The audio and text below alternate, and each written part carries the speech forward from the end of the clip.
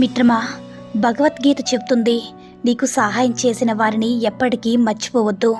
Bible చెప్తుంది, నిన్ను ప్రేమించిన వారిని ఎప్పటికీ ద్వేషించకు. ఖురాన్ చెప్తుంది, నిన్ను నమ్మిన వారిని ఎప్పటికీ మోసం చేయకు అని. పైకి మంచివాడిగా నటిస్తూ మనసులో చెడుగా ఆలోచించే మనిషి గురించి ఇతరులకు తెలియకపోవచ్చు, కానీ దేవుడికి తెలియకుండా ఉంటుందా చెప్పు? మిత్రమా, మనుషులు ఈ వాతావరణానికి బాగా అలవాటు పడ్డారు. అందుకునేమో వాతావరణం మారినట్లుగా మారిపోతున్నారు.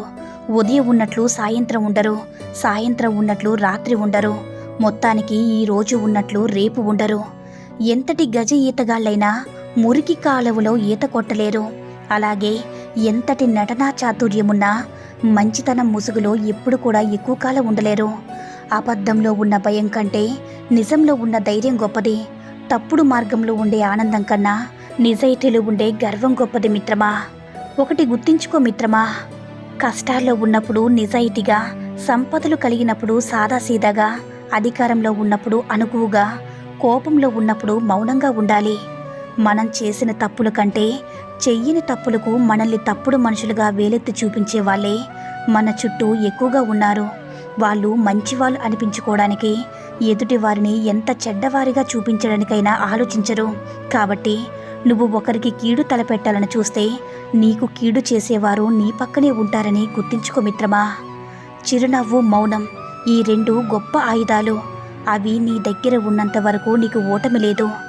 ఒక మనిషి జీవితంలో అనుభవించిన కష్టాల నుంచి నేర్చుకున్న గుణపాఠమే అతని మౌనం. మిత్రమా, కోరుకున్న గమ్యం చేరాలంటే కోల్పోయిన గతం గురించి వదిలే. నీ స్థాయిని పెంచుకోవడానికి ఇతరుల స్థాయిని తగ్గించకూడదు. ఎన్ని పాపాలు చేసినా, ఎన్ని తప్పులు చేసినా ఆయన చేతి నుంచి ఎవరూ తప్పించుకోలేరు. దేవుడనేవాడు పైన ఉంటాడు, తప్పకుండా అందరినీ గమనిస్తూ ఉంటాడు మిత్రమా.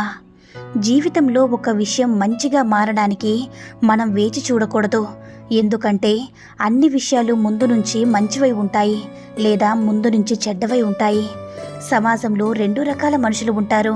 మనం సంపాదిస్తే ఓర్వలేనివారు, మనం ఖాళీగా ఉంటే ఎగతాళి చేసేవారు. కొందరు మనం మంచిగా బ్రతికితే అబ్బా వాళ్ళకేంటని అంటారు, అదేమీ లేకుంటే చులకనగా చూస్తూ నవ్వుతారు. సంపద శాశ్వతం కాదు, మన జీవితమే శాశ్వతం కాదు. శాశ్వతంగా నిలిచేది ఒక్కటే మిత్రమా, అదే మన మంచితనం. మిత్రమా, అరవని కుక్కలు ఉండవు, విమర్శించిన నోరు ఉండదు, ఈ రెండూ లేని ఊరే ఉండదు. మనం మన పని చేసుకుంటూ పోవడమే మిత్రమా. నీవు బాగా నేర్చుకోవాలి అనుకుంటే వెనక కూర్చుని కూడా నిశ్శబ్దంగా నేర్చుకోవచ్చు. గతంలో గతుకులు ఉన్న గమ్యం నీ ముందుంటుంది. ముళ్ళబాటుకు భయపడుకుంటే పూలబాటు నీదవుతుంది. మిత్రులే కదని నీ ప్రేమను తెలుపుకో. 10 మందికి తెర వెనక గేలి చేసే అవకాశం ఎప్పుడు కూడా ఇవ్వద్దు మిత్రమా. మనం మన జీవితంలో సంతోషంగా ఉండాలంటే అవతల వాళ్ళు ఎలా జీవిస్తున్నారని తెలుసుకోవాలన్న ఉత్సాహం చూపించకుండా, పక్క వాళ్ళతో పోల్చుకోకుండా ఉంటే తప్పనిసరిగా జీవితాంతం సంతోషంగా ఉండగల మిత్రమా. ఎందుకని ప్రశ్నించకు, ఎప్పుడని ఎదురు చూడకు. అడుగు వేసే ధైర్యం లేకుంటే గెలుపు మీద మక్కువ పెంచుకోకు. అందుకునే వేగంతో ముందుకు వెళ్ళు మిత్రమా. ఓటమి పొందావని కలత చెందకు. ఓటమిని ఓడించే గెలిచే మార్గాన్ని వెతుకో. నమ్మకం నీ చేతిలో ఒక ఆయుధం. ఆ నమ్మకంతోనే ముందుకు వెళ్ళు. విజయం అన్ని వేళలా నీ చెంతనే ఉంటుంది. మిత్రమా, లోకం తెలియని మనుషులు ఈ లోకంలో అడుగడుగున ఉంటారు. కానీ శోకం తెలియని మనుషులు మాత్రం అడవిలో వెతికిన అణువంత కూడా కానరాదు. అవునా మిత్రమా? బంధం విలువ తెలియని వారికి స్థానం ఎంత గొప్పదైనా దిగజారిపోవలసిందే. మనసు విలువ తెలియని వారికి నీ మనసు ఎంత పంచినా దూరంగా ఉండిపోవలసిందే. విలువలేని బంధం, మనసు లేని అందం ఎంత ఉన్నా పనికిరానిదే మిత్రమా. నీ జీవితంలో కష్టాలనేవి నిన్ను నాశనం చేసేవి కాదు, నీలో దాగున్న ఆత్మవిశ్వాసాన్ని వెలికి తీసే సాధనాలు మాత్రమే. కష్టానికి తెలియచేయు, నిన్ను ఓడించడం కష్టానికి కష్టమేనని. మీకు శత్రువులు ఉన్నారా? మంచిది. అంటే మీరు మీ జీవితంలో ఎప్పుడూ కూడా ఏదో ఒక దానికోసం నిలబడ్డారని అర్థం. గడిచిపోయిన కాలం బాగుంటుంది, జ్ఞాపకాలతో మళ్ళీ తిరిగి రాదు. కాబట్టి రాబోయే కాలం అందంగా ఉంటుంది. మనకు నచ్చినట్లు ఊహించుకుంటాం కాబట్టి. ప్రస్తుత కాలం కష్టంగా ఉంటుంది, ఎందుకంటే అనుభవిస్తున్నాం కాబట్టి.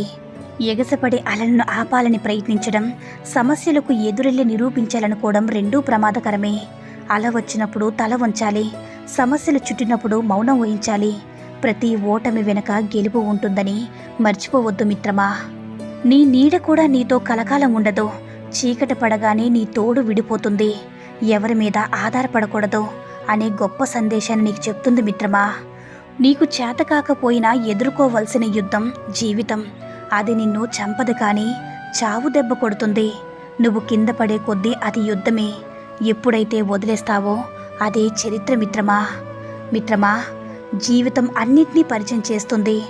అంటే ఖాళీగా కూర్చునే రోజులు, తినడానికి సమయం దొరకని రోజులు, నిద్ర పట్టని రాత్రులు, నిద్రలేని రాత్రులు, ఘోరమైన ఓటమిని, ఘనమైన గెలుపుని, ఆకాశాన్నెత్తే అభిమానాన్ని, పాతాళానికి తొక్కే మోసాన్ని, బాధలో తోడుగా ఉండే బంధాన్ని, బాధించే బంధువులను, వంగి వంగి దండాలు పెట్టించుకునే అధికారాన్ని, ఎవరి కంటికి కనిపించని దీనావస్థని జీవితం అన్నిటినీ పరిచయం చేస్తుంది. నీకు నచ్చినా నచ్చకపోయినా వీటినన్నిటినీ కూడా నీ జీవితంలో నువ్వు ఎదుర్కోవాల్సిందే. గర్వంలో ఉన్న అతి చెడ్డ గుణం ఏంటంటే అది మీలో ఉన్న తప్పును ఎన్నడూ కూడా అనుభూతి చెందనివ్వదు. అనేక తప్పుడు సంకేతాలను ఇచ్చి మిమ్మల్ని ఏదో ఒక రోజు పాతాళానికి తొక్కేస్తుంది మిత్రమా. మిత్రమా, నువ్వు గెలిస్తే చప్పట్లు కొట్టే ఈ సమాజం నువ్వు ఓడిపోతే వెటకారాలు కూడా ఆడుతుంది. నువ్వు మాత్రం నీ జీవితంలో అనుకున్నది సాధించేదాకా ప్రయత్నం ఆపొద్దు మిత్రమా.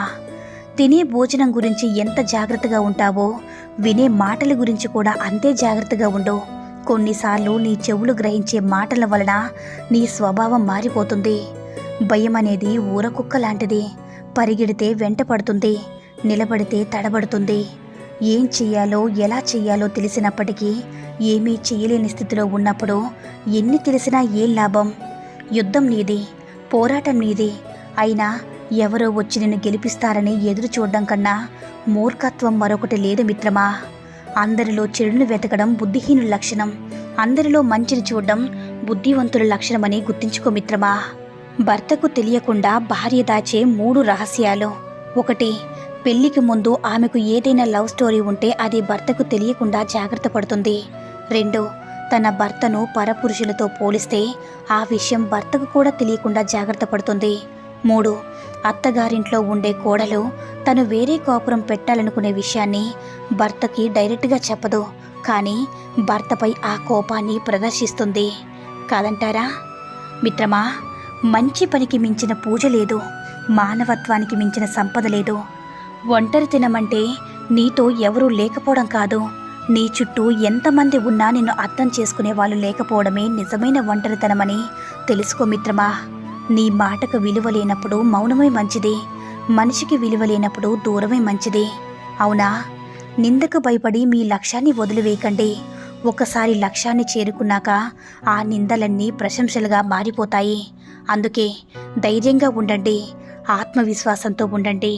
ఈ సూక్తుల్లో ఏ సూక్తి నచ్చిందో కామెంట్ చేయండి. ఈ వీడియో కనుక నచ్చినట్లయితే మరిన్ని వీడియోస్ కోసం మన ఛానల్ని సబ్స్క్రైబ్ చేసుకుని మాకు మరింతగా సపోర్ట్ చేయండి. ధన్యవాదాలు.